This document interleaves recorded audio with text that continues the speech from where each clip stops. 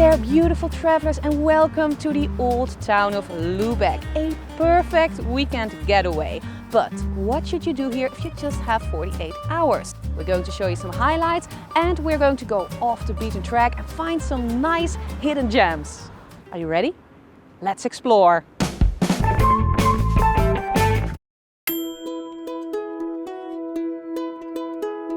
Arriving by train, the first eye-catcher you will encounter is the Holsten gate, a true symbol of the city.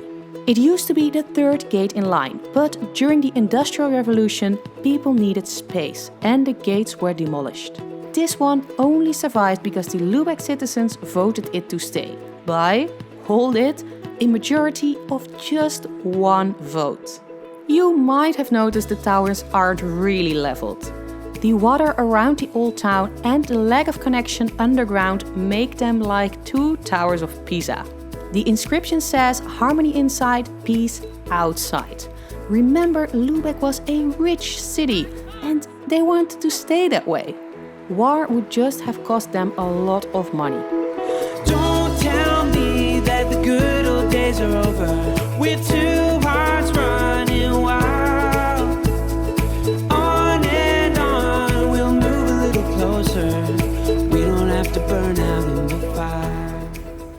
Lubeck is very famous for this kind of buildings, and in Dutch we say steenrijk, which is stone rich. And stones back in the days, they were not made in a factory, they were made by hand, so they were really expensive. And the more stones you had in your house, the richer you were. And if you love this brick Gothic architecture, St. Mary's Church is definitely a must visit. It was used as an example for 70 other churches in the Baltic region.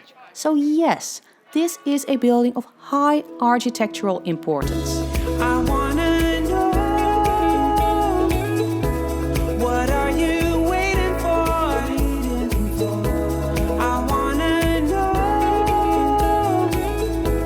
just what you're waiting for, and you should know.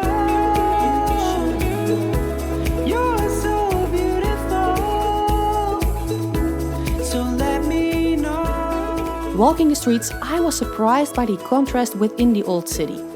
You will find busy shopping streets and lonely alleys in less than a minute away from each other. And keep your eyes open for signs like this, because they are the gateways to the smallest streets in Lubeck.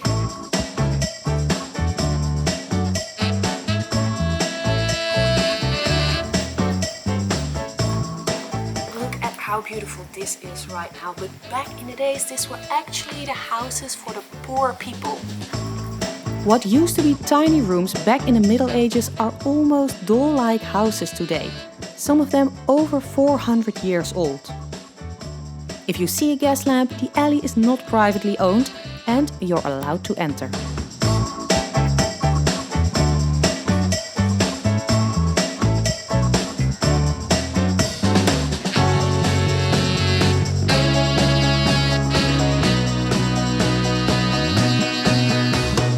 The town is home to 5 large churches. Besides St. Mary's Church, St. Peter's Church caught my eye.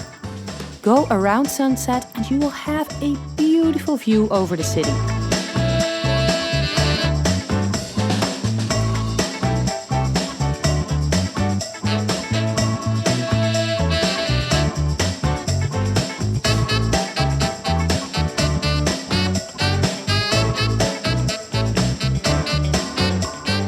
By far my favorite place in the entire old town has everything to do with theater puppets. Actually, I entered the wrong door. This one is for the theater, so you can see puppet plays in here. I believe, from what I have seen inside, that they are amazing. They are also for adults, also for children, but they are only in German. I do speak a little bit of German, but if you don't, we go one more step over there to the museum.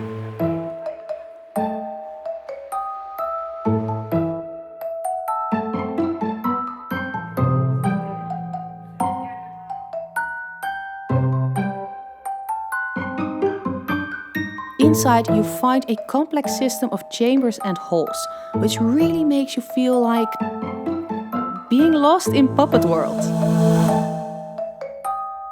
You'll find loads of different techniques to play with them, from centuries ago till very recently.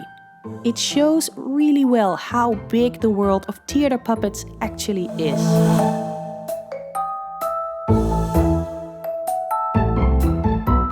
I like contemporary art normally, but I am from the theater world. For those of you who do not know, I studied theater directing.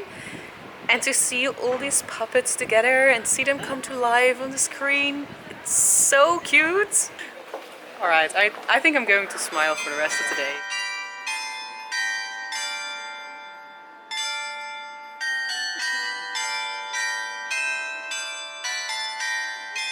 You might notice small models of the famous buildings made out of marzipan.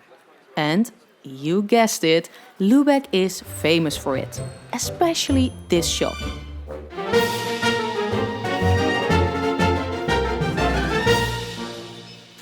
Wow. For some reason, this really feels like Christmas. It's the Christmas shop. Another spot foodies might have heard of is this one. Surrounded by old model ships, you will feel like traveling in time. This popular spot made me wonder, what is there off the beaten track? So I took a little detour to Veg-a-table, a little vegan spot with some great choices for lunch.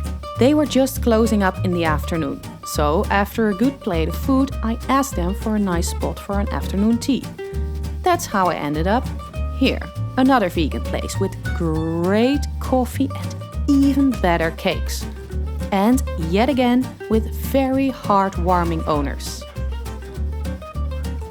They gave me the tip for our final and maybe even the best hidden gem, Café Bohne. It's just out of the old town, hidden between the houses.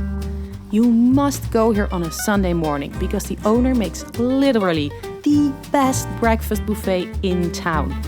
Mediterranean dishes all over the place, one even nicer than the other. For more information about all of these places, check the description box down below. And that's already the end of our stay in the beautiful Lubeck. If you have any questions or you want to just random say something, leave it in the comments down below. See you next week. Doeg!